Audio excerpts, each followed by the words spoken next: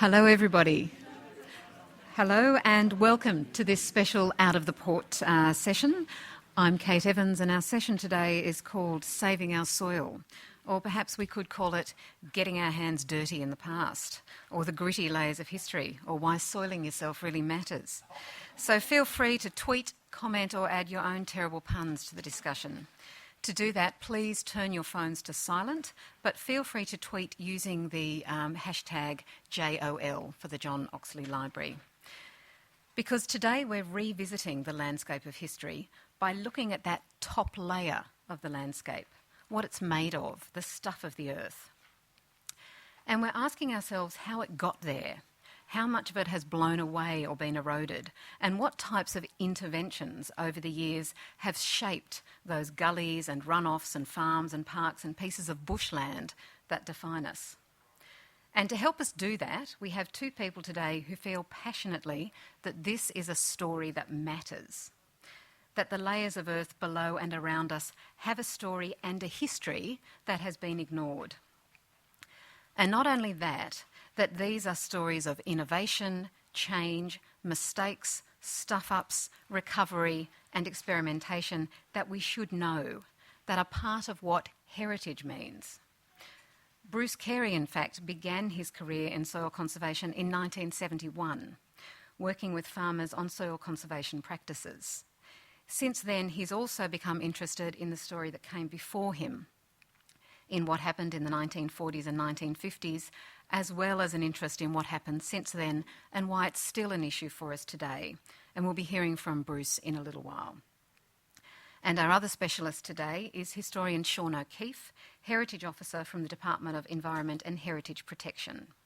Sean knows that there's always plenty of dirt to be found in any archive and in any collection, like this one indeed, the State Library of Queensland.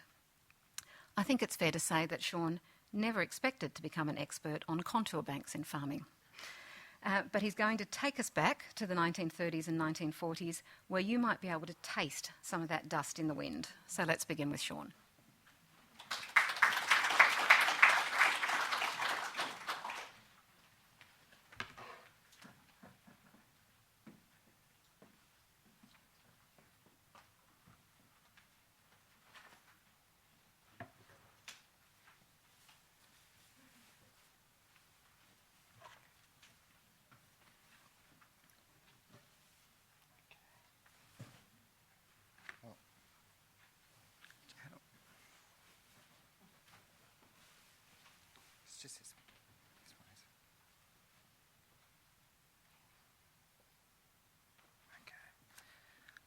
Thanks, Kate. Welcome, everyone. I'll start proceedings by exploring some of the background that led to serious soil erosion in rural areas of Queensland and early initiatives to combat the problem prior to World War II.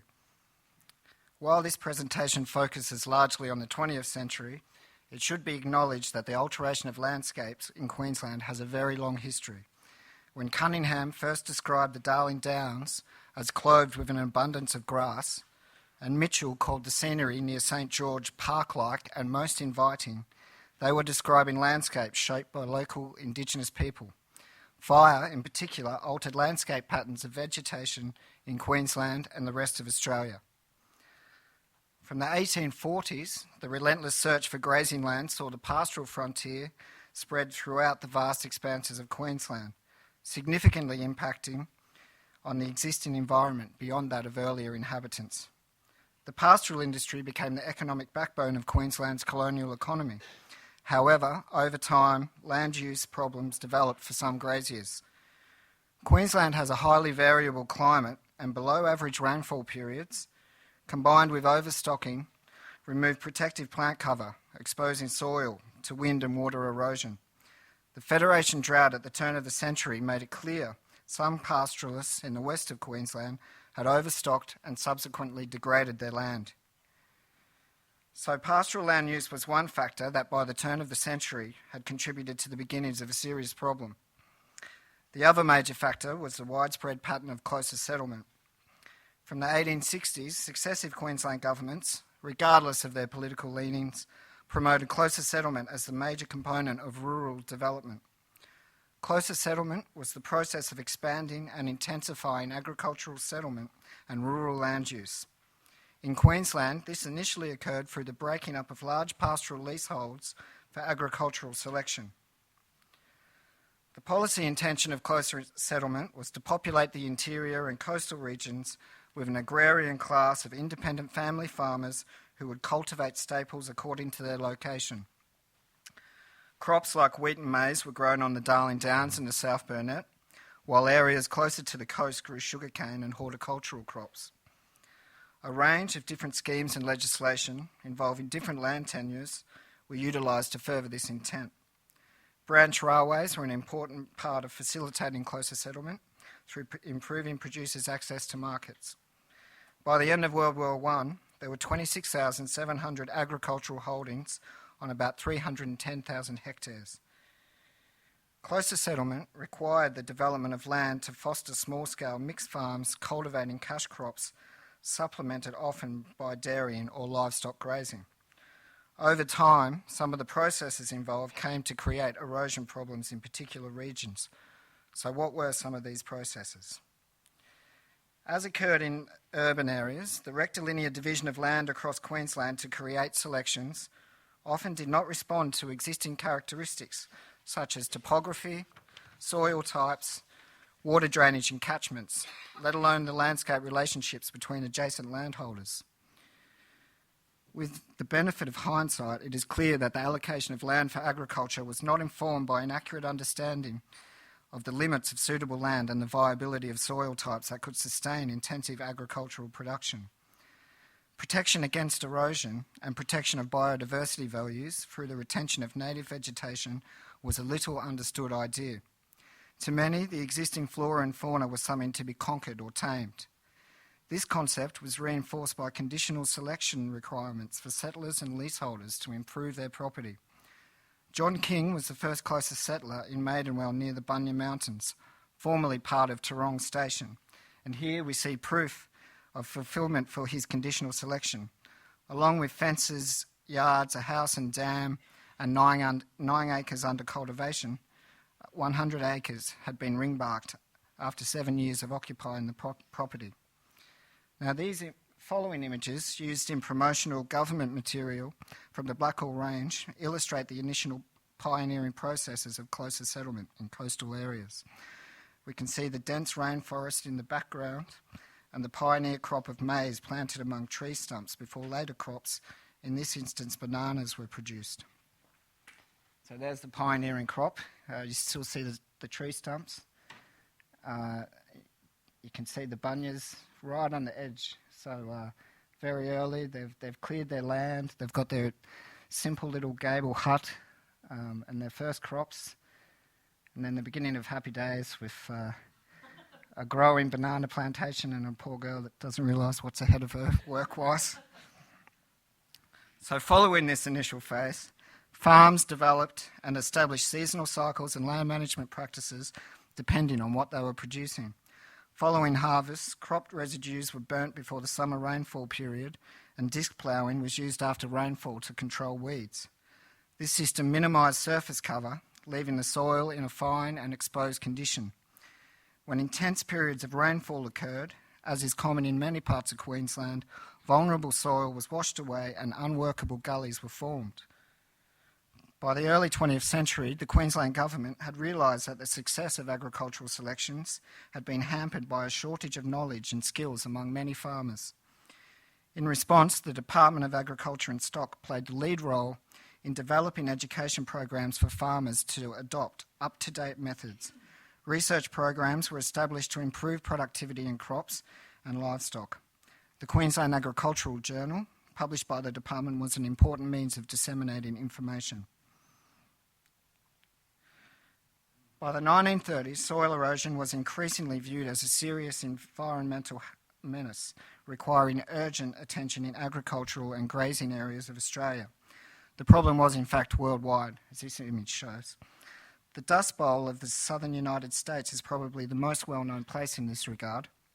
By 1934, it was estimated that 100 million acres of US farmland had lost all or most of its topsoil from winds due to over-intensification of land use and drought conditions.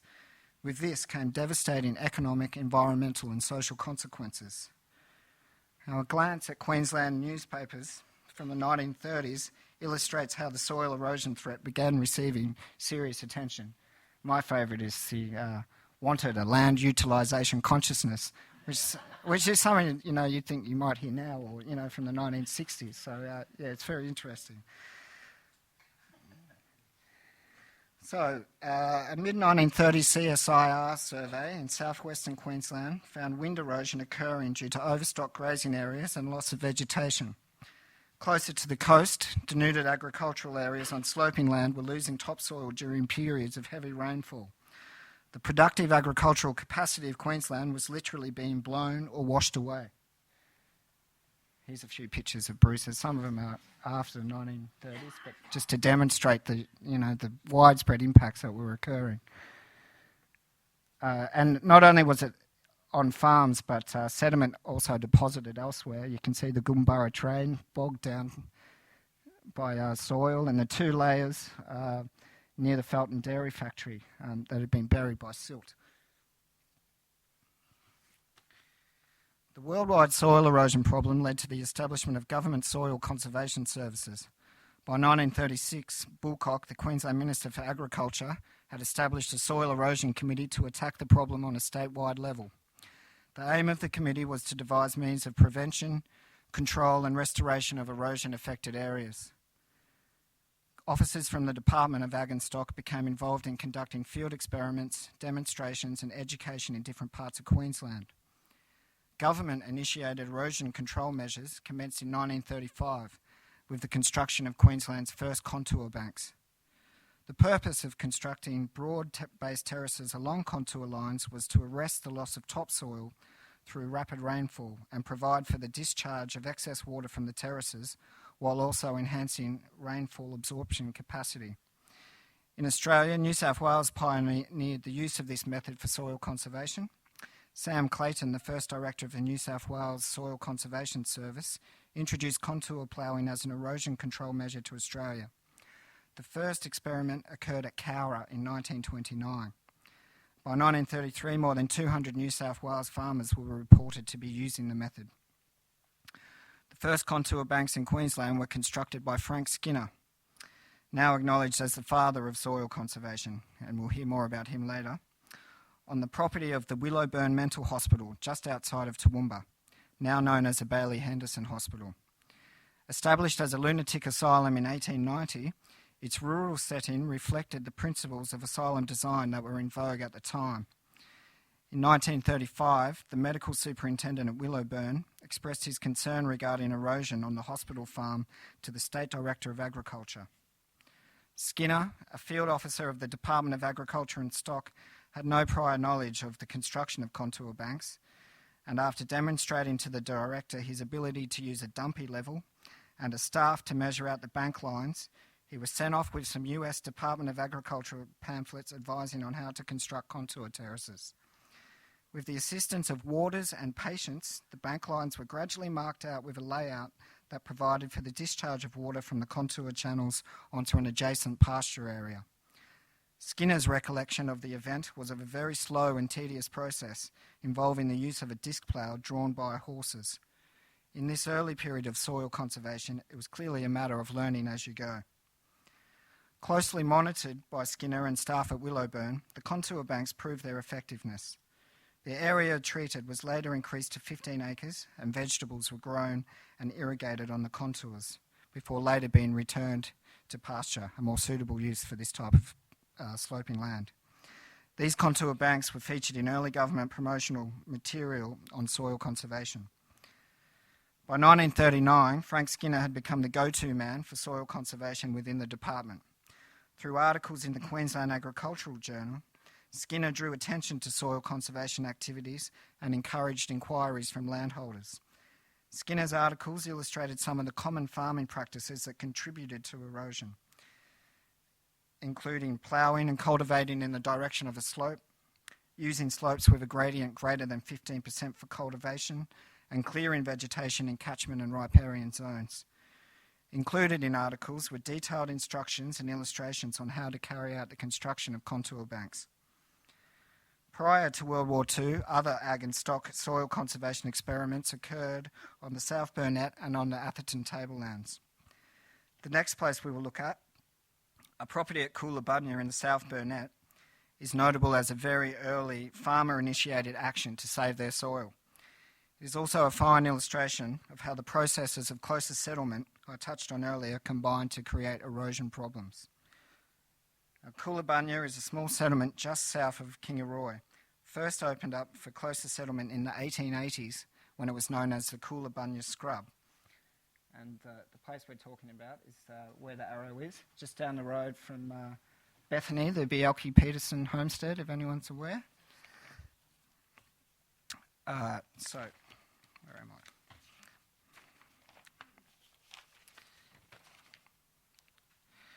Arnold Royal, formerly a men's outfitter, purchased portion 53 at Coonabarabran in 1908, a 160-acre block first granted by deed to Peter Jewell in 1896.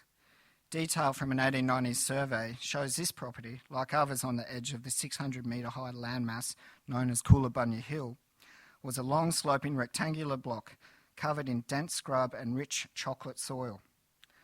By the late 1930s, land clearing and agricultural land use had contributed to severe gully erosion on Royals and other Coonabarabran properties, making the land difficult to work and reducing the productivity of the soil. The factors that made a locality vulnerable to serious erosion problems were present at Coonabarabran. Sloping land, fine composition of the soil and weather extremes, from drought conditions to intense periods of heavy rainfall during the wet season. The viability of the area to sustain long-term agriculture was under threat.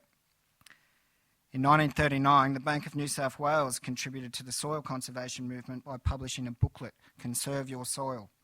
The fact that a bank was producing such a publication indicates the economic impact soil erosion was creating. It was this publication that was the catalyst for second-generation farmers, Harry Royal, and neighbouring farmer Stan Peterson, to take action to address erosion by constructing contour banks in 1940. Royal and Peterson contacted the Department of Ag and Stock and received the assistance of Skinner and Artie Kerr from the Kingaroy Ag and Stock Office. Skinner instructed Kerr how to use the surveyor's level, then how to survey a line for contour banks and work out the distance between the banks. The contour banks were constructed on St. Patrick's Day, 1940, no time for a pint for these boys, by Royal on his tractor using a trailing 4-furrow disc plough. 2 horses and a hand scoop were used to build up the banks where the gullies existed. Construction on the terrace was initiated by ploughing along either side of a pegged-out contour line, with the soil thrown inwards by the plough discs. This process was continued at a number of times until broad-based mounds were formed. The contour banks constructed on Royal's property was the first soil conservation work in the South Burnett, and possibly the first constructed on a private farm in Queensland. Shortly after their construction, the banks were damaged by the first subsequent storm that affected the property because of incorrect levels where the water discharged. This problem was corrected soon after, and the contour banks have essentially remained on this alignment ever since, although have become gradually wider from decades of constant maintenance, while the deep depressions that existed between the banks have filled out. The 1941 and 42 Department of Agriculture and Stock reports noted that while serious erosion was occurring on cultivated lands in the South Burnett, an increased interest in soil conservation was being shown by farmers in the district as a result of the success which followed demonstration work. While some farmers were resistant to the extra effort and the deviation from linear row cultivation that contour construction involved, its effectiveness in conserving soil soon saw increasing numbers of landowners implementing the process. In the decades after the establishment of the contour banks on Royal's property, local farmers from Coonabarabran and other localities in the Kingaroy Shire, working with Kerr and other officers, maintained their commitment to soil conservation. On occasion, Royal's property was a venue for soil conservation field days. A more coordinated conservation approach between properties occurred, and experiments in constructing contours were carried out by many farms. By December 1969, There were 6,880 kilometres of contour banks protecting approximately 76,000 acres of cultivated land in the Kingaroy Shire. 90% of properties in the South Burnett were reported to be engaged in soil conservation activities in 1982. The growing awareness of soil erosion and the application of measures to combat the problem can be seen as early initiatives towards adopting sustainable agricultural practices in Queensland during the 20th century. The soil conservation movement acknowledged that the natural capital of topsoil was not an inexhaustible resource and recognised the need for landholders to respond to features of the landscape to ensure agricultural activity could continue. I hope that's provided a bit of a background before Bruce takes us into the post-war period when soil conservation efforts were stepped up considerably. Thank you.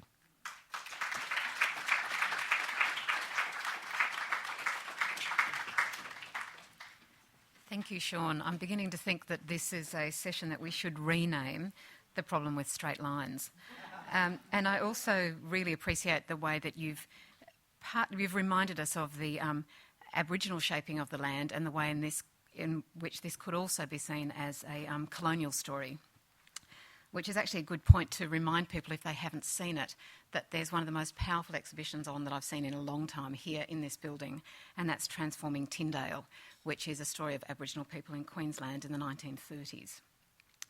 And given that, I was also interested that you showed Migrant Mother, the Dorothea Lane photo from America, because I believe research has since actually found her to be a Native American woman in that picture.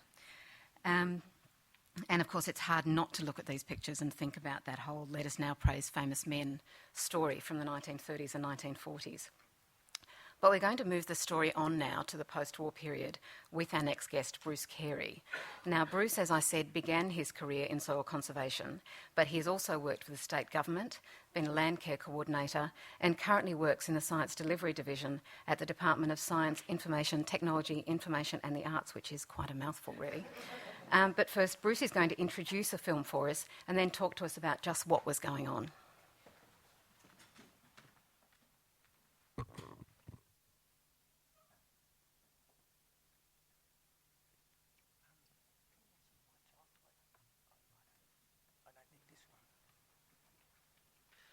Well, hello everybody. Is anyone here over 30? I mean under 30. Anyone under 30? We've got a... Oh, hello Rihanna. Good. Well, we've got a couple under 30. That's a good thing. So I'm going to take over and tell you what happened after the 1950s. Early 50s. We had a big problem on the Darling Downs by 1950. There was 40,000 acres, 16,000 hectares of land so badly eroded that you couldn't farm it anymore in 1950. Now, so this is the Soil Conservation Extension Service was formed at about that time, and they assisted farmers to help implement erosion control practices, but they also had a role in educating the community about the importance of soil conservation. And the service continued until about the mid-1990s when it was phased out. One of the things they did was to set up demonstration farms, and they started in 1948. They picked properties that were suffering from serious erosion, that were visible to the passing public, and that they were owned by a respected and cooperative member of the community. Oh, that's all right. Sorry. And this is Finney, just south of Toowoomba, and there's the train going past. Now, farmers were so worried about soil erosion in the 50s that up to 700 of them attended field days. Here's a shot of looking at a display at the field day. And they set up lots of displays at shows, people like Frank Skinner. And they didn't mince the words, did they? You know, exploitation fails, conservation succeeds. They did not muck around. And here's a couple of soil conservation extension officers. They went to you can see they went to a lot of trouble with this float in Mareeba, and that was how they were trying to get the message across. It was big news in the papers, 1960s. That middle article is a Dolby Herald supplement. That's June 1965, whenever it is. So it was a lot of press information in the 1960s about it.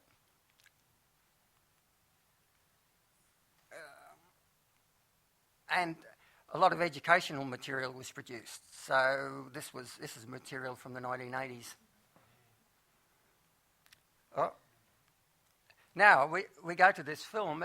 I put this film on YouTube a couple of weeks ago. Has anyone seen it on YouTube? Oh, good. Well, that's good because you're going to see it again. And this is a slightly shorter version. You can see a 25-minute version of it on YouTube.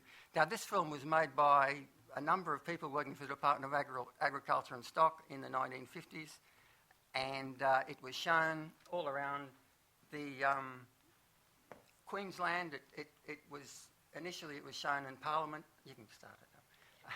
And I hope you enjoy it.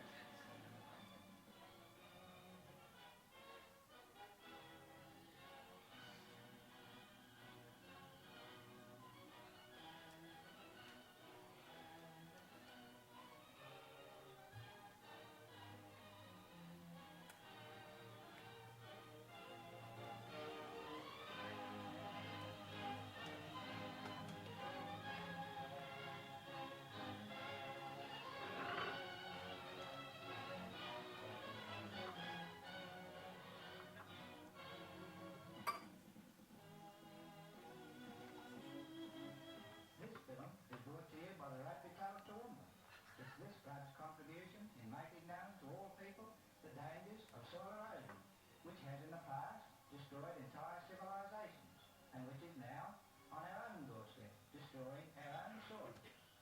Our present high living standards mask the problem, but time and unchecked erosion must inevitably threaten these standards. There's no future in our ruined soil.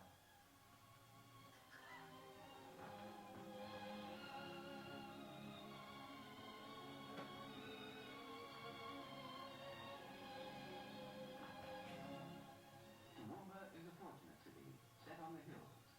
It's the business centre of the vast agricultural and pastoral district of southern Queensland. Its natural beauty has been enhanced by the homes and gardens of those who live there.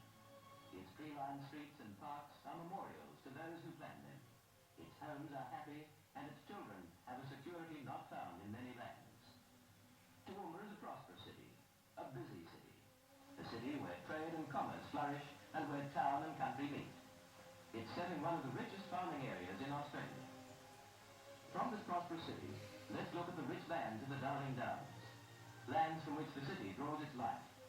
Lands on which the future of its citizens depends. Here is your prosperity. Here is the future of your children.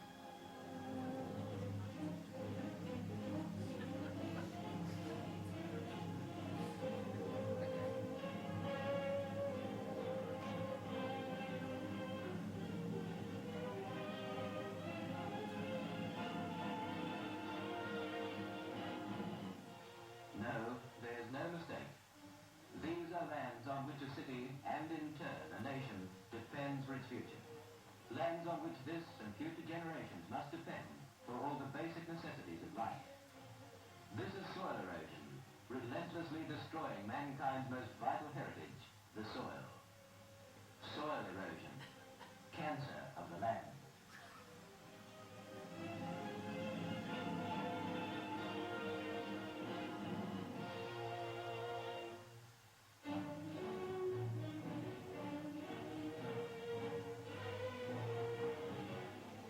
Erosion is the end point of a process which commences with the destruction of nature's protective mantle of vegetation and ends with the creation of deserts.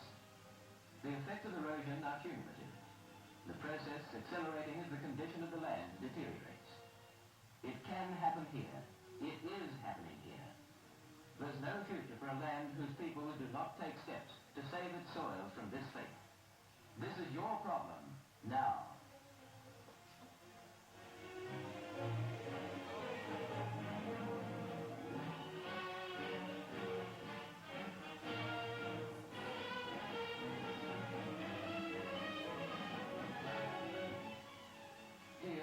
contrast is the rich land, the fertile and productive land of the Darling Downs. Broad acres stretching into mellow landscapes under Queensland sunshine. Here's a land where a fertile soil and the skill of man give promise of harvests now and in the years to come. The future of these soils is the future of everyone who lives on the Darling Downs. Good farming will maintain this land. Bad farming will destroy it. Ruin and desolation will swiftly follow.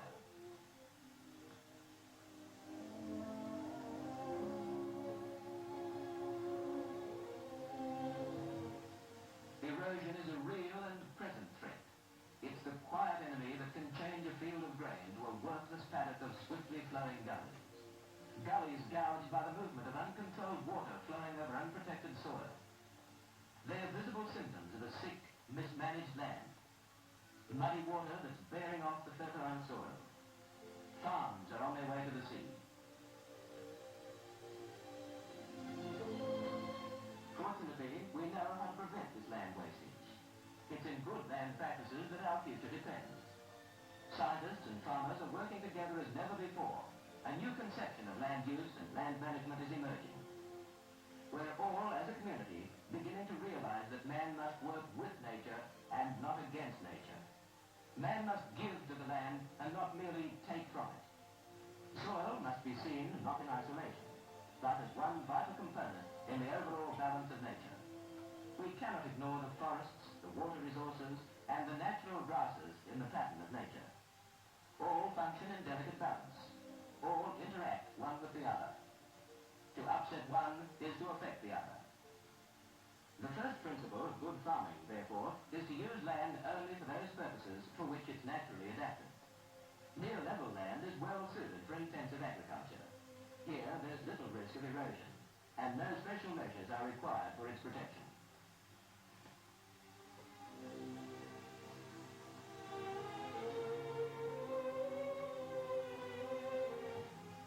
Sloping land, on the other hand, when used for agriculture, requires special care to protect it from erosion during heavy rain, while rugged mountain country of this type is of little use for agriculture or for pasture. These lands are best suited for timber production and for preservation as national parks. When they're so used, erosion will be negligible and the streams will be clear.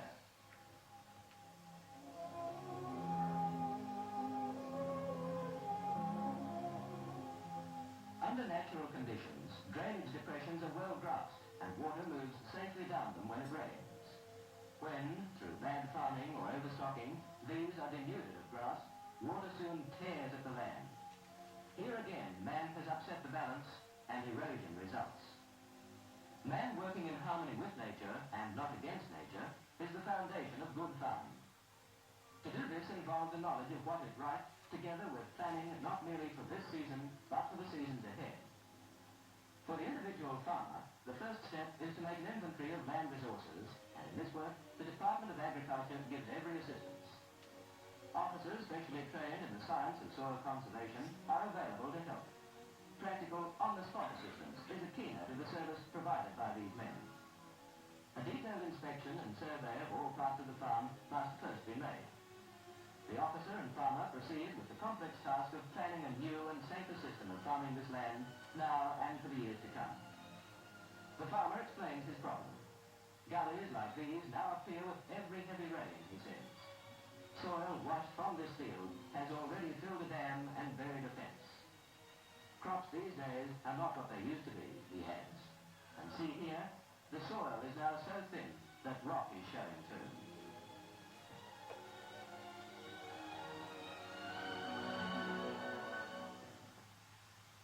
Soils vary widely in type and general characteristics.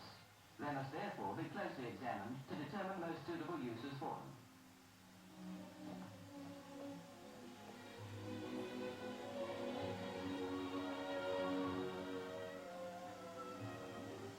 Slopes must be measured and the boundaries of catchment basins defined.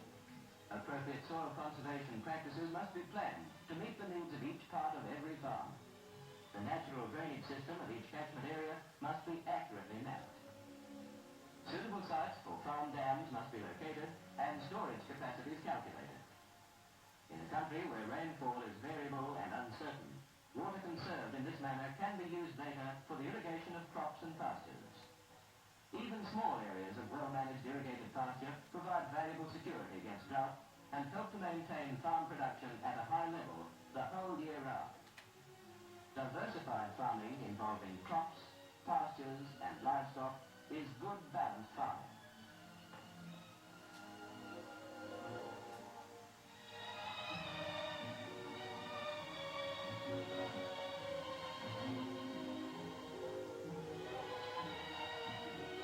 Officers of the Department of Agriculture and Stock use the mass of information recorded in the field to prepare soil conservation farm plans.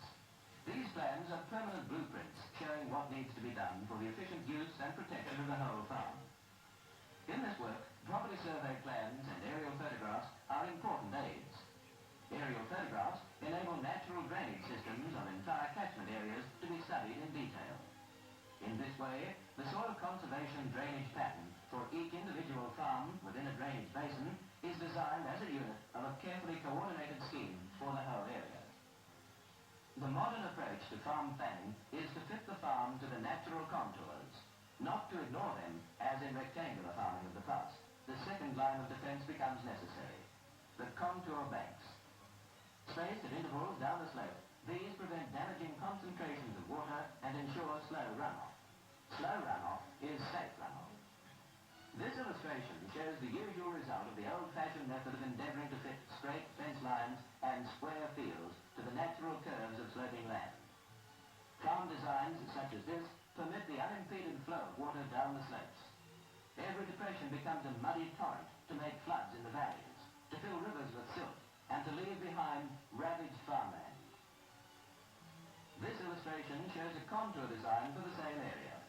Contour banks, spaced at intervals down the slope, prevent damaging concentrations of escaping water. Each bank intercepts a share of the water and diverts it slowly and safely around the hill to a permanent waterway. Farm waterways, in turn, deliver clear water at controlled velocity to a permanent water course.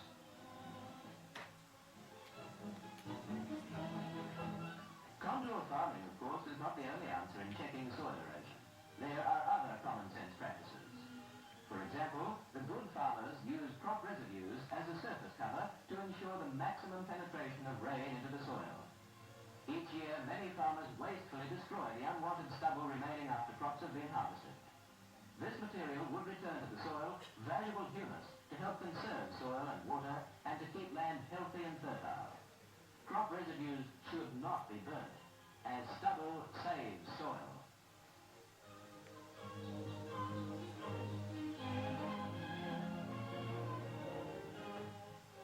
Quick-growing crops also serve the purpose of profitable ground cover. Cowpeas and similar short-term crops will protect the soil during stormy summer months. They'll also add nitrogen, a valuable plant food, to the soil. Remember, bare soil.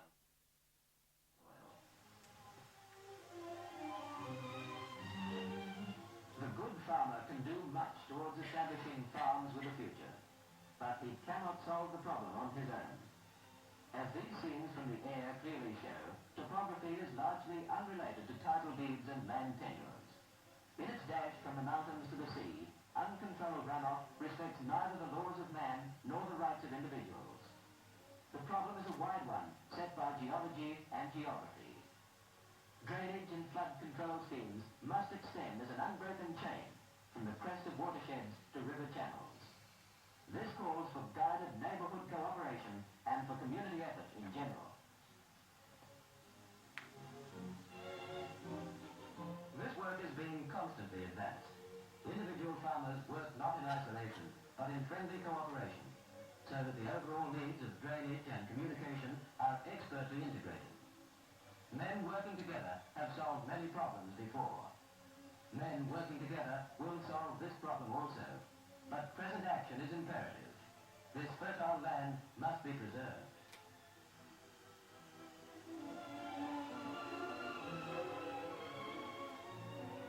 From the fertile farmlands of Queensland comes a variety of grain to nourish a nation, food to support a hungry world. These are crops produced by skillful and practical men wise in the knowledge of science. These harvests are the farmer's reward for the careful management and protection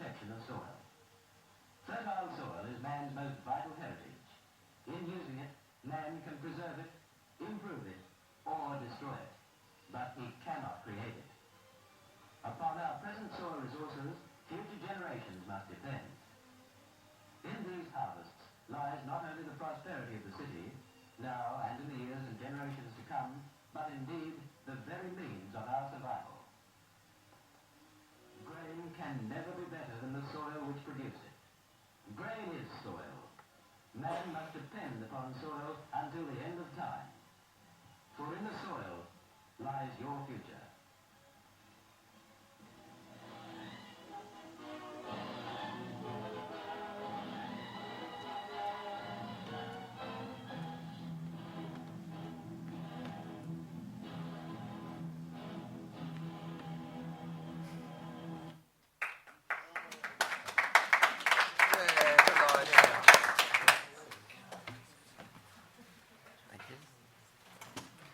Well, there you go. You can see that they had the fundamentals and the principles were all in place by the 1950s. So now we want to see what happens.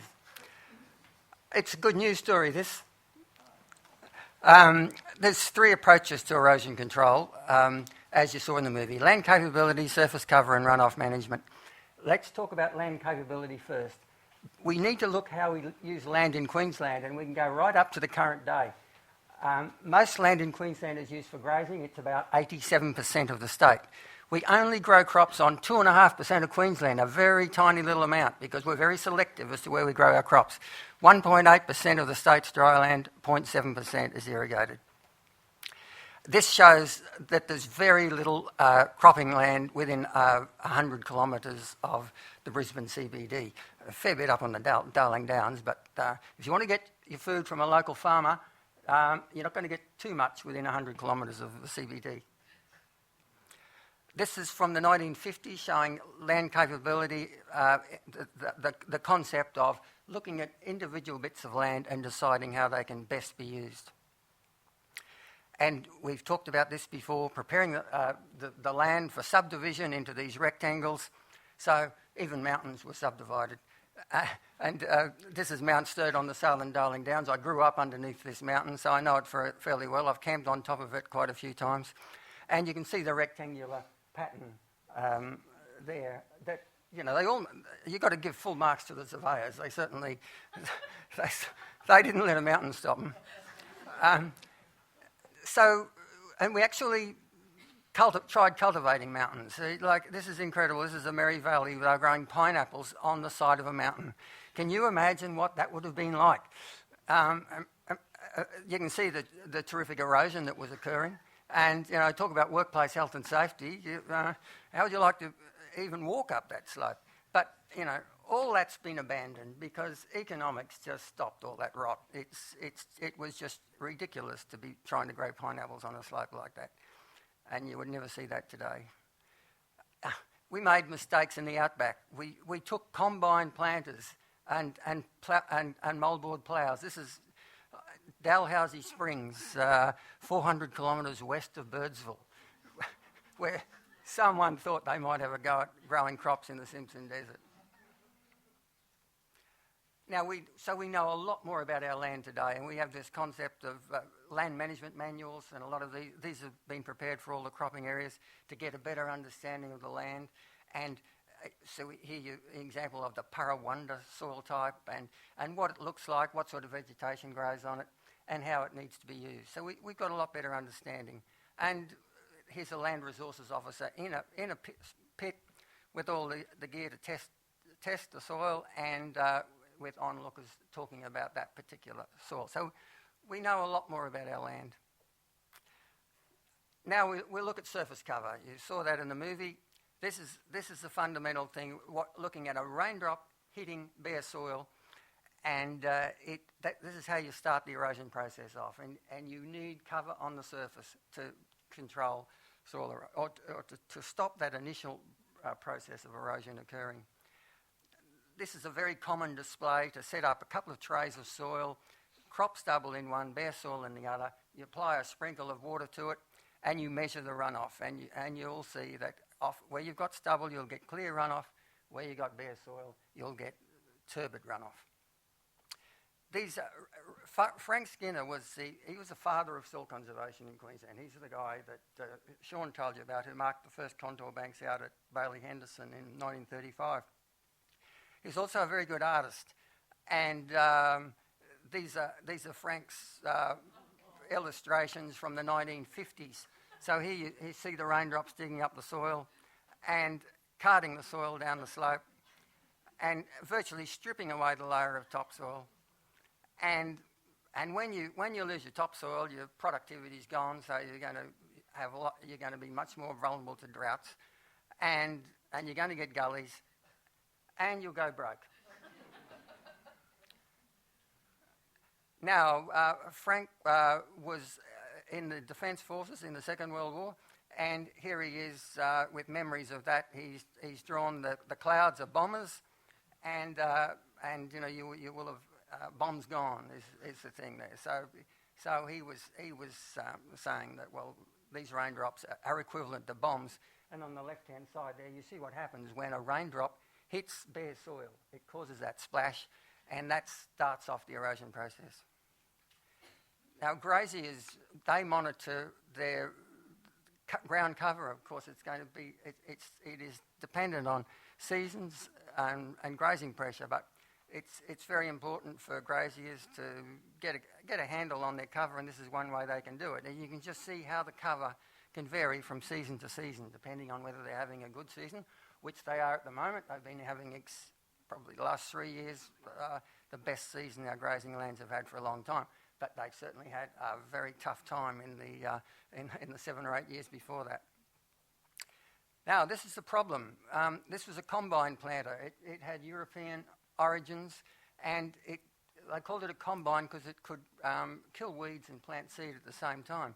But that meant you had to have a lot of tines under there. Look how many. That meant it couldn't handle stubble. That meant you had to burn the stubble. That was the problem. So they burned it. And in November, wheat was harvested, soon after the wheat harvest, and that's what you're left with, a bit of ash. And then you start ploughing it. And so you're fallowing in summer. That's when we get our rain, our heavy rain. Every time it rains, you get a crop of weeds, which are going to rob your next crop of nutrients and moisture. So you were getting rid of the weeds with disc ploughs. And that left this, a finely worked bare fallow. So that was a hallmark of a top farmer in the 1950s. But it was a recipe for disaster. And here's an article from a soil conservation extension officer. You didn't have to get approval from head office to write extension articles in those days, and they could be fairly forthright. So stubble burners of the Central Highlands came in for blistering criticism by the... Do you like the word blistering? Because that's the burning. By the District Advisor in Soil Conservation at Emerald, Cold Gillies. So, what were we going to do? We had these terrible combines which we brought from Europe. We had to do something about it. And we sent some people to the United States. Hector Todd, who was a prominent John Deerean farmer, and Graham Swartz, a departmental soil conservationist. And as Sean told us about the Dust Bowl of the 30s, they had discovered, they were well into the technology that you needed to keep stubble on the surface, and we needed to find out about it. So this was one of the first implements that was used. This is a sweep plough which would kill weeds but leave the surface stubble intact, not like a disc plough which used to bury it. And planter technology changed. So in the 70s and the 80s, they started to bring in this new machinery companies started to make it, and farmers, being the innovative people that they are, they started to modify existing machinery just so that they could handle more stubble and that they didn't have to burn. Cane farmers made big advances in the 1980s when green cane trash blanketing came in. Up until then, they'd been burning cane, same problem, left the soil bare. But with the trash blanketing, which is now widely accepted, we've got this wonderful layer of what they call in that industry trash to protect the soil.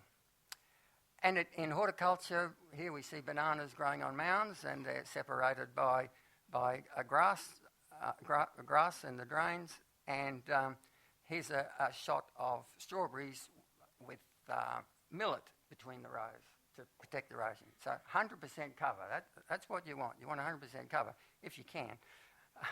Now, there was a big change in the way we manage our cereal cropping areas when glyphosate came along in the early 1980s, and that heralded the introduction of minimum and zero tillage.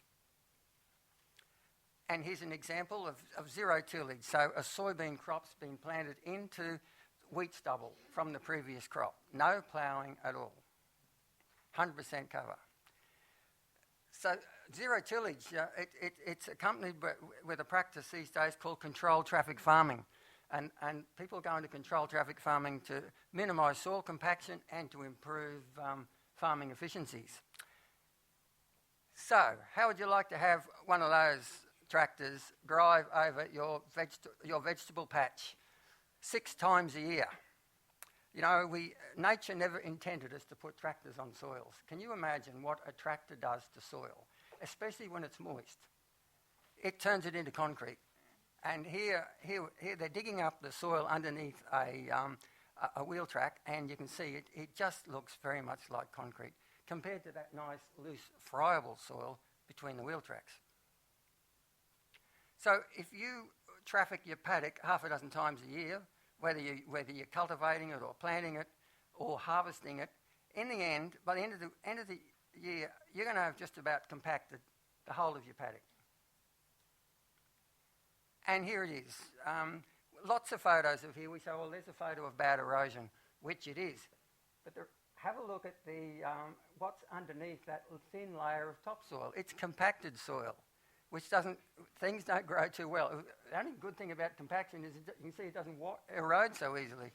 But because it won't let the water in, it means that loose layer of topsoil is very susceptible to erosion. And this is controlled traffic in the cane industry. So you can see they've got beds and they've got tractors, tractor wheels, the tracks between the beds. And this is an example of precision farming with zero tillage. Just to appreciate how that has been done. You've got a very narrow row of winter crop stubble there, and a crop's been planted in the middle of it. That's done with satellite steering tractors. So we're really into very high technology in the farming industry today. That's how that's done. You would never be able to drive a tractor and do that, and you'd be pretty tired after half an hour because it would require intense concentration. But here the farmer is just sitting in the tractor, and the tractor is steering itself. Now, I mentioned the word herbicides. It's not a nice word. I know no one likes this word herbicide, but I'm afraid we just have to mention the word because we've now got paddocks in Queensland where they've been using herbicides for over 30 years to control weeds, to stop using tractors and implements. So these are the advantages of it.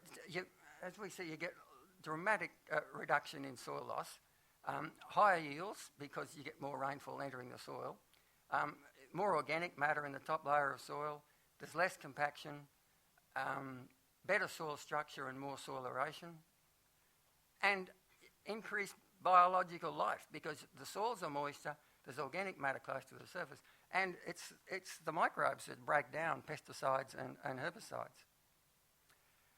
And less fuels used, obviously. So, and the benefits there's less sediment-laden runoff, that you get less movement of nutrients and pesticides because they can be attached to eroded clay particles, and so you've cut down your erosion. And you're detaining your runoff, and it's getting filtered by stubble, contour bank channels, and grass waterways. So, it is high technology, and to do effective zero tillage, it needs a high level of management. To use herbicides strategically, you've probably heard about herbicide resistance, so that is certainly an issue. But farmers are reducing herbicide use by getting a better understanding of herbicides. They're improving their timeliness of operation. They have these, as we see, the precise application methods which eliminates overlap. And now they've got weed seeker technology. So this machine here is a boom spray with cameras on the boom spray which detects large weeds, and when it sees a large weed, it applies an application of herbicide to it. And of course, you're going to greatly reduce the amount of herbicide you're using. So a little bit about researching stubble and its effects on erosion and productivity. This was a rainfall simulator. We had to get a better understanding of how the rainfall was destroying the stubble. Yep, use of a ladder. It would have been pretty scary up there. So they're just applying artificial rainfall to different soil types to see what happened. And this is an experiment at Greenmount, Darling Downs, from 1976 to 1991. It was a long-term comparison of 4 different ways of handling your fallow: zero-tilled wheat, summer crop, burning the wheat stubble. And at the end of each contour bank, they monitored the runoff that was coming off so that they knew what was going on. And this is just a simple graph showing the risk of erosion and soil cover. And we know that once you've got 30% cover on the surface of your soil, things get a lot better. Ideally you need a lot more than 30%, but just 30% starts to provide benefits. And this came from the Greenmount experiment. So under bare fallow, that was the average annual soil loss, 49 tonnes per hectare per year. If you ploughed the stubble in, it was 15, mulch at 6, and no-till or zero-till was 3 tonnes per hectare. And so a truckload of soil, that weighs around 10 tonnes. And if you've got a millimetre of soil, you spread it over a hectare, that weighs about 12 tonnes, to give you an idea of how much soil you'd be losing. Now we come to runoff management. And the thing about runoff is it wants to concentrate. Think of the huge Fitzroy River in central Queensland. By the time it gets to Rockhampton, it's only a few hundred metres wide. So the moment runoff forms, it says to its mates, let's go, let's get together. Because we've got it. By the time we get to Rockhampton, we've only got a tiny space. So, and if you've got bare soil in that concentration, you've got big problems. And here's an example of runoff concentrating in a paddock. Tracks. This is a property outside out near Tambo, in central Queensland. Tracks concentrate runoff and cause erosion. And you've seen these. I don't need to talk about. They were in the movie, but there's an example of how that works. And this is a paddock, pretty famous paddock in soil conservation, just south of Toowoomba. We used to take students there in the early 80s and show them how bad the paddock was, but we fixed it up in the late 80s. And now we did such a good job, it made the cover of a CSIRO book. This is how contour banks work, and that was explained in the movie. And that's what's going to happen. That's runoff concentration. There, that green strip in the middle has become so badly eroded that the farmer couldn't plough it anymore. Contour banks trap sediment. So this is Dave Freeban from the Greenmount experiment with the calibrated foot. A very precise way of measuring sediment. And 80% of the soil lost from the area above a contour bank can get trapped in the contour bank, which means it's still in the paddock, and when the farmer maintains that soil, it goes over into the next bay and can get used again. Now, we talked about controlled traffic before. This has really turned things upside down, controlled traffic, because on the right, we've been telling kids for ever that you got to work on the contour, never go up and down the hill. Well, you can see the contour banks on the left, and you want to do controlled traffic, they're pretty ugly, aren't they? And so the solution has come. We managed to keep farmers between contour banks until about the early 90s. And it was like letting cattle out of a paddock, out of a stockyards. And they got away from us. And they started going up and over the contour banks. And it looks like it's okay. The jury's still out, but certainly with that level of stubble, you're okay. But there will be areas of concentration in the paddock that might cause a few problems. But if you want to do controlled traffic, that's really what you've got to do. Now, these measures need to be planned, and so this is from they knew all about planning on a catchment basis in the 1950s. So there you are, the rectangular pattern to a whole new farming layout. Agroforestry, they were really into encouraging agroforestry in the 50s. And there's a soil conservation plan that was prepared, Cambodia number 11 project plan, and that covers, this was approved under the Soil Conservation Act. It was prepared in 1983, covers 39 properties, around 2,000 hectares. You can see the intricate level of planning that goes into place. Getting the runoff from the top of the catchment, from farm to farm, and across roads, and till it finally flows to the creek.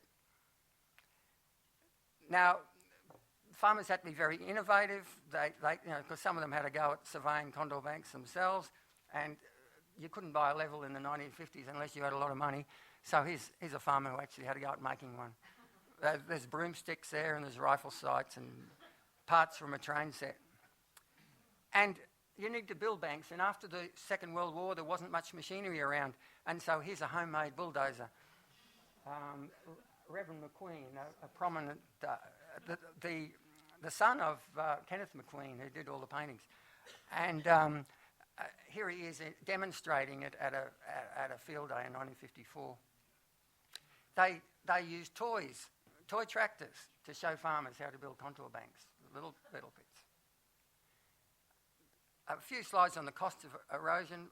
If you've got a soil like that, you've got this very shallow layer of topsoil and fairly ugly-looking subsoils below them. And, just to give you an idea, they've got this great product out. It's a compost blanket, and they use it a lot now on road batters, as shown here. But that's what it costs, $60,000 a hectare. So if you think you're going to replace your topsoil with, topsoil is irreplaceable. Here's sediment at Capella in central Queensland in the 1970s, on its way to the. Well, it's going to take a fair while before it gets to the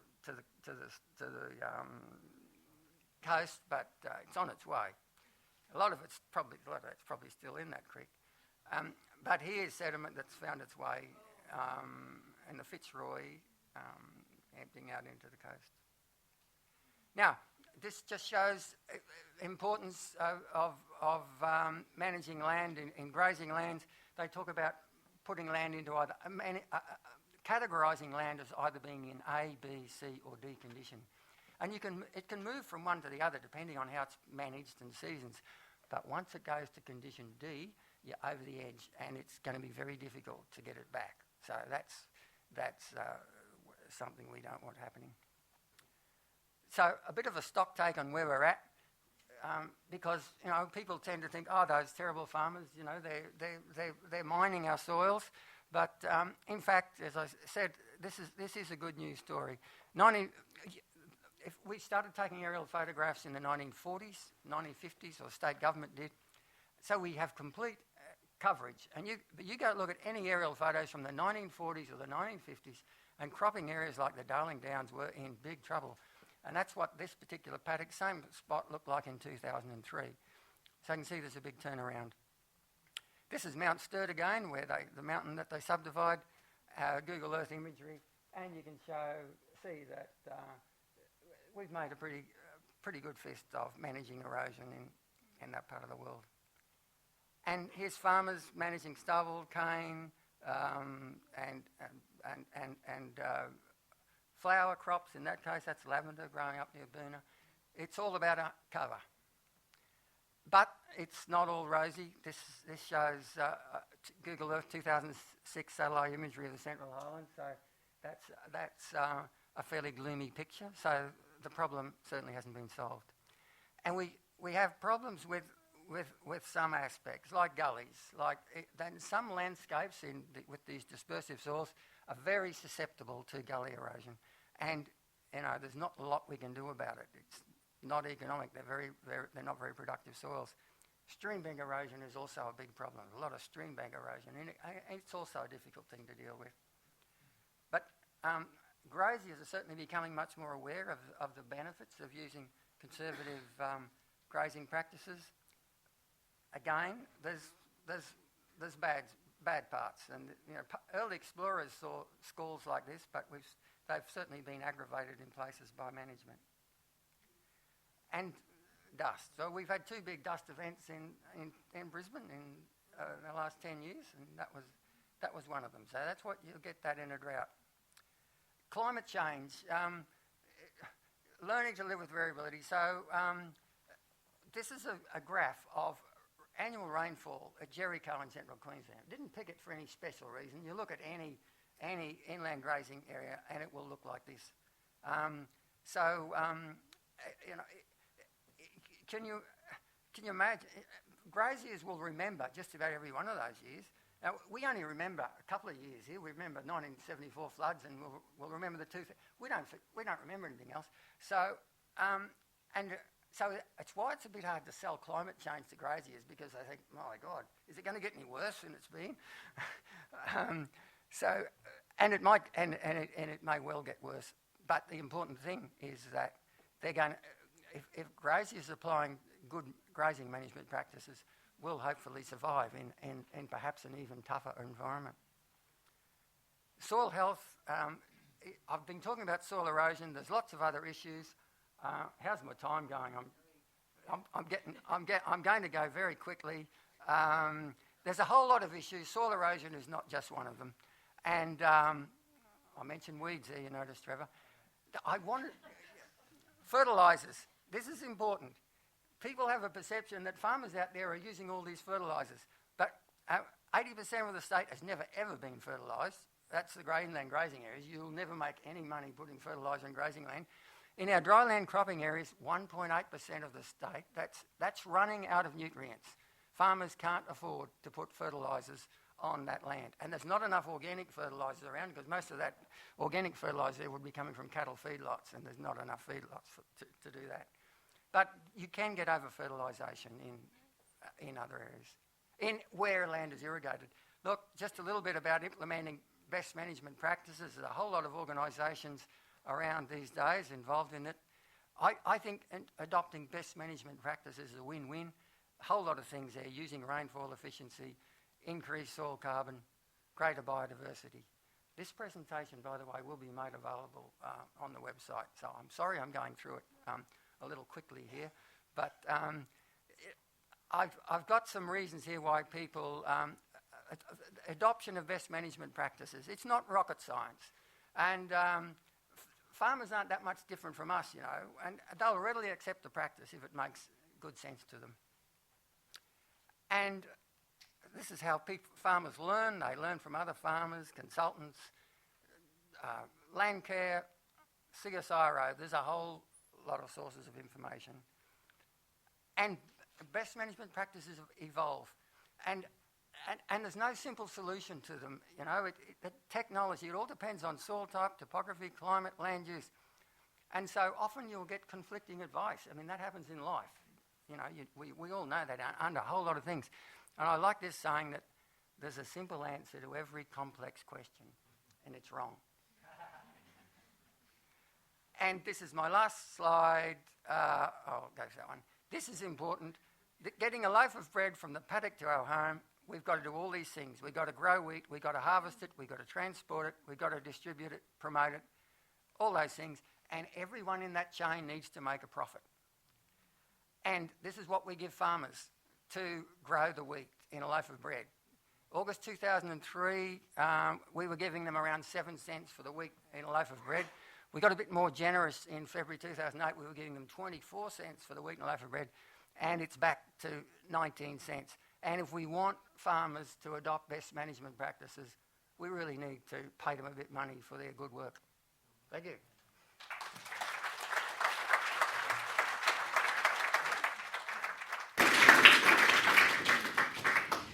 And we are going to have an opportunity for you all to ask some questions as well. But I'm going to kick it off with a few. And I'll confess I'm one of the people who has watched the full-length film from 1956. And it's hard not to be struck by the way in which a film about soil conservation is also a piece of propaganda and very, very nationalistic, which was quite interesting to think about in the same year as the Melbourne Olympics. And Bruce, you talked about this as a story of progress, but one of the things I was interested in, and you did show various examples of people resisting it, and I wondered if this was also something that Sean might like to leap in on, because you're talking about people being asked to change very fundamentally their idea of what good farming practice was. And so I wondered where resistance came from. And in fact, when I was speaking to Sean the other day, we were actually talking about what happened on Joe Bjelke-Petersen's land. And so, you know, the message was getting out there in the 1950s, but it wasn't necessarily adopted in a straightforward way, was it? Well, no, but, you know, they were worried about it. There were 700 farmers going to field days.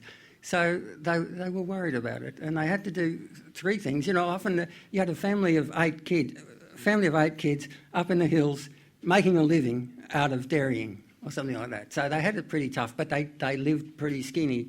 They didn't have very high expenses. But, you know, to actually make changes, a lot of it had to evolve with time, and economics changed a lot of it. And, you know, as the service came available and the technology became available, you know, I do think that if something makes sense to a farmer, they will do it.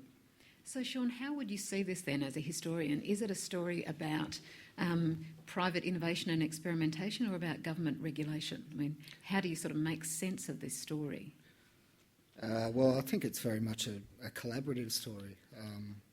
We've seen, you know, from what I talked about and what Bruce talked about, is that it was government and producers working together, because farmers realise that without soil they're done for, and in the larger picture, without soil we're all done for. But those processes of closer settlement also, you know, it was a mixed success story, I guess, across Queensland, because you know, there was a whole range of soldier settlements, big, large, planned settlements like Theodore and places like that. And you could see some of them were on the most god-awful marginal land. I mean, especially the Beerburrum soldier settlement is a fine example. So it was a matter of learning as you go along. But, you know, the royal story is quite interesting, because it seems that it was through this publication that they got interested, rather than through the Department of Ag and Stock. But then they contacted the Ag and Stock, and so, you know, they ended up working together quite well. But yeah, definitely a collaborative story, I think. But what I was saying about the Bjelke-Petersen, about Joe, I mean, he would have been the same age as these guys, and it's quite interesting that, you know, in the post-war period, he pioneered you know, massive clearing by having 2 tractors together and, you know, out in that Brigalow country. So, yeah, it's all these different sort of currents working together which make it interesting.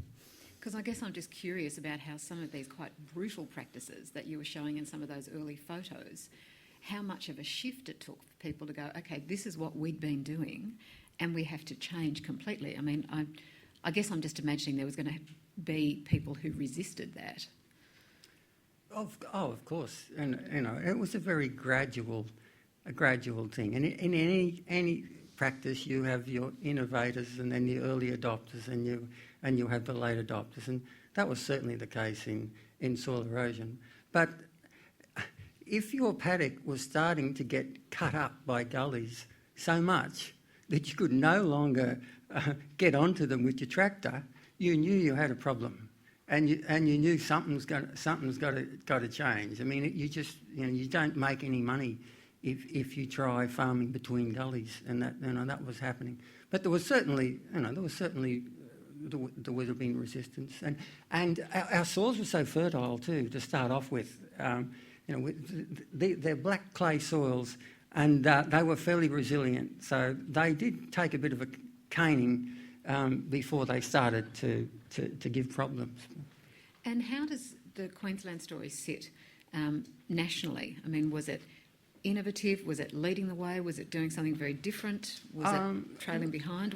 How do you place the Queensland story? Well, all states had soil conservation branches formed at about the same time.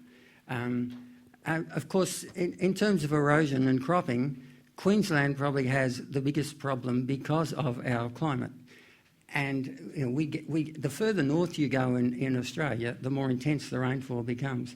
So, and we with New South Wales sort of had led the way in a lot of soil conservation work, but so Queensland certainly played a significant role. So in some ways this is a story about soil and science, but in other ways, Sean, it's a story about work, isn't it, and people's relationship with the land. Yeah, well, I hesitate to use the term cultural landscapes, but these are very much what these places are now, where you travel through these vastly altered landscapes, and it is all about intensive labour which made these happen, and it's the agency of people, responding to their environment and then responding again after serious problems emerge also. So it is. I mean, and I think a lot of people, when you travel through the vast expanses of Queensland, you don't always sort of think about the massive alteration which occurred, and a lot of it happened prior to mechanisation as well. So like I said at the start, and that Bill Gammage book which I showed the picture of really illustrates that the concept of wilderness and all that sort of thing in Australia is a false idea, that land was intensively managed. And I think the argument that Bill Gammage makes in that book is that we've still got a lot to learn from those practices which existed for God knows how long before we got here. And that's Bill Gammage's book that just won the non-fiction section of the Queensland Literary Awards. I think, what's it called? The world's largest estate. Estate, yeah, I think it is. Also won the Prime Minister's Award. That's right, it won the Prime Minister's Award too. One of the other things I was struck by, particularly the end part of your talk, was as you used Google Earth to trace some of the changes. In one of these other sessions, Out of the Port sessions a few months ago, Don Watson, the architectural historian, was doing something similar with the built environment. And so it seemed to me that that's a project that's just asking for the two of you to get together and map out the changes that have made to the, what's sitting on the surface of Queensland. Yeah, Google Earth is nirvana for soil conservation people. If you'd have told me 20 years ago that we were going to have this thing at home on your computer that wasn't going to cost you anything and you could travel anywhere in the world within 20 seconds, I wouldn't have believed you.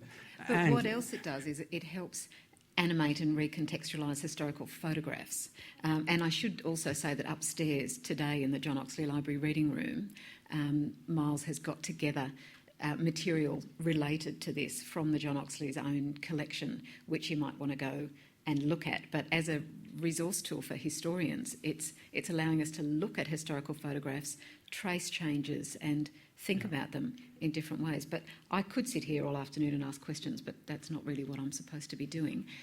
So there's a radio mic here, and because we're recording this, it'd be great if you wouldn't mind waiting for the microphone and directing your question as you will. And don't be shy. People always are for the first question or two.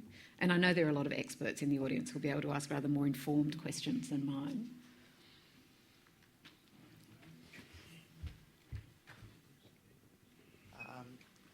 Probably Bruce, because you mentioned about erosion, and I've heard on the Darling Downs, even wind erosion took more tonnes of soil than the actual wheat produced.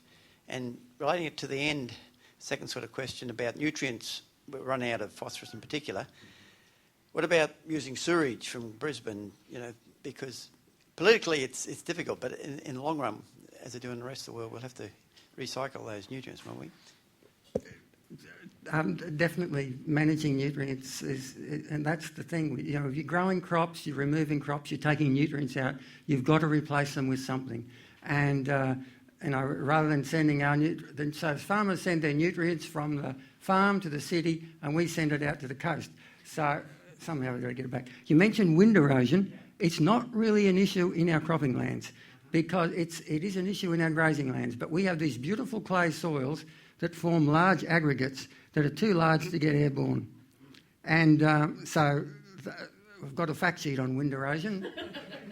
number 1 or 2 on Google. Just Google wind erosion, or your favourite search engine, and the story will be told. But all the dust that we have in Brisbane, it's coming from drought-affected outback areas, Queensland, South Australia, New Zealand. Not coming from our cropping lands. And these guys promised me that they don't actually know about coastal erosion, so that can be another part of the discussion, and I guess different factors at work. Now, are there other questions here?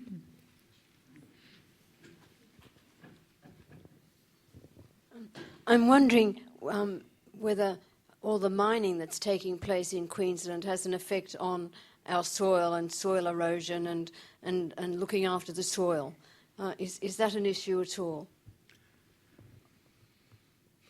Well, certainly when you mine, you create you create big potential for erosion. If you have spoil heaps, the overburden that comes off, you've got to put it somewhere, and they're often very erodible soils, very vulnerable to erosion, and they need to be treated properly.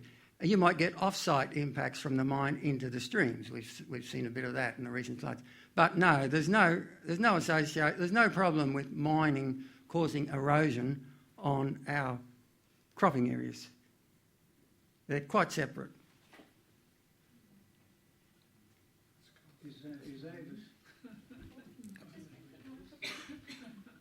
Is overstocking still going on, or is there control over it, or anyone checking it out? Any figures? Well, the trick with grazing is you've got to try and match your animals, number of mouths you got, to the feed available, and no doubt in big droughts you get overstocking. The pasture lands are excellent at the moment because of this really good seasons we've got.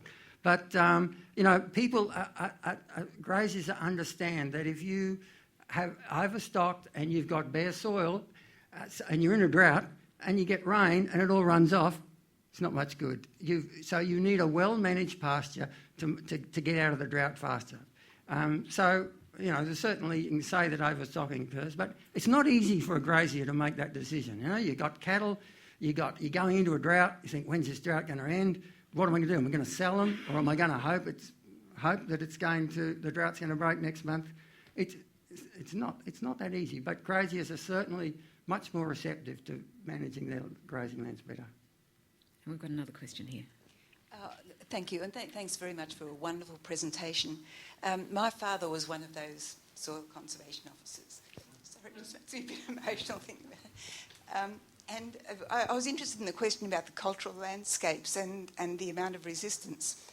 I think it was a much more live issue than you talked about. My father was prohibited from speaking, giving interviews to the ABC in the late 60s, I think it was. He was a deeply conservative person, but he was terribly troubled by the contradictory policies that the government was pursuing in relation to soil conservation and biodiversity. It really knocked him about that the government was at that time paying people to clear vast areas of land, giving them tax rebates for clearing, at the same time as he was trying to promote a conservation message.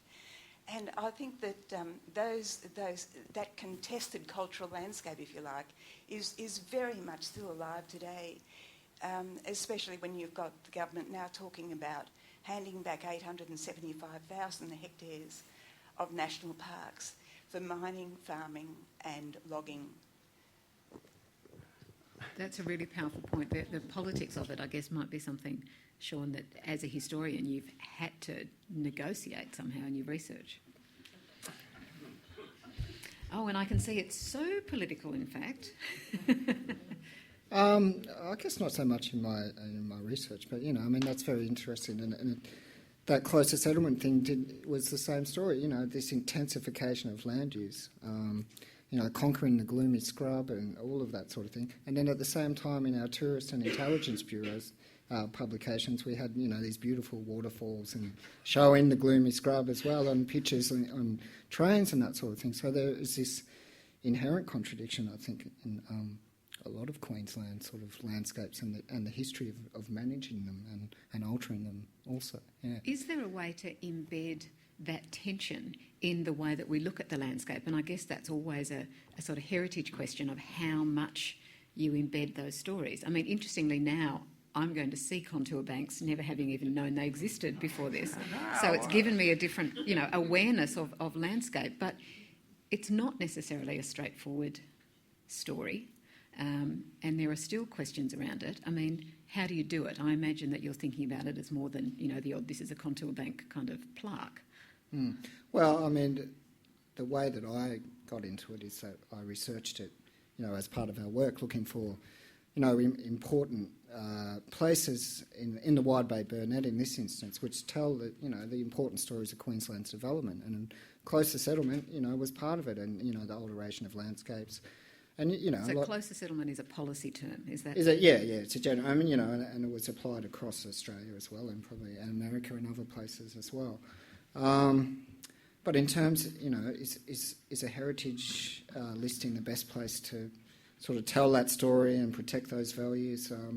It's pretty tricky. I mean, it may not be. I mean, if the owner of Royals Paddock wanted to revegetate his land and return it to the dense vine scrub that was there to begin with, I mean, what would we do if there was a development application for that? So, yeah, it's tricky. It's tricky, but it is. It's just, the landscape. The more you start looking at it, the more layers there are, and it's a quite complex and intricate story, I think. Well, and the story of the experimental farms is so interesting because I know that there's a big awareness of the history and heritage of asylum sites, but the idea that a place may have been an asylum and also an experimental farm at the same time is, I love that story. Yeah, and I guess it's sort of a fluke. And Bailey Henderson is on the Heritage Register, but the contour banks are not. But yeah, it's different values, I suppose, and perhaps when it went on the Heritage Register, not so much was known about it in terms of it being, a very important site. And if the Toowoomba bypass ever goes ahead, it's going to go right through those contour banks. But anyway, it's not important. that paddock was returned to grass a long time ago, so you don't need those contour banks anymore. You drive around, you'll see a lot of contour banks. Oh, well, now. Well, yeah, and they were on paddocks that were farmed a long time ago, but they weren't economic to continue farming them. They were on steep slopes, poor soils, so they've gone back to pasture. And as is, a lot of the Brigalow country, remember we only grow crops on 2.5% of Queensland. So, most of the Brigalow country that was cleared is under pasture, and nature's done a pretty good job of reclaiming a lot of it. Brigalow regrowth in places. So it's, I know how your father felt, and I knew your father, but. I don't know that it's that evil. I mean, they could have left a lot more, no doubt. We've got, what have we got in the Brigalow? We've got a few national parks, but it's, the grazing lands, it's probably not too bad. It's certainly in terms of erosion, it's not a problem because the cover's pretty good in Brigalow lands. And if anybody does want to go upstairs to have a look at the collection here in the John Oxley, I know that one of the things that have been found are some posters that are sort of celebrating and encouraging people to change, which you might find interesting, as well as various, government documents, and I believe a journal with the enticing name, something like Soil Conservation. There's a whole run of those periodicals, apparently. So don't forget, you can always go up there, and you can always pin these guys down for some more questions. And the next Out of the Port session that we have coming up is in November, and it's about the history of racing in Queensland.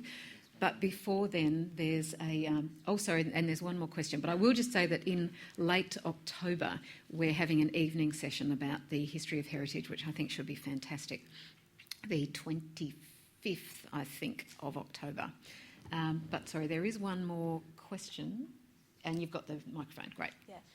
Hello. Just continuing on from what we've learnt, I was just wondering about what you thought of our current political climate, where they are kind of starting to repeal the Vegetation Management Act, and your extension officers are a little bit thinner on the ground, and now there's a lot of political interest in expanding agriculture into the north.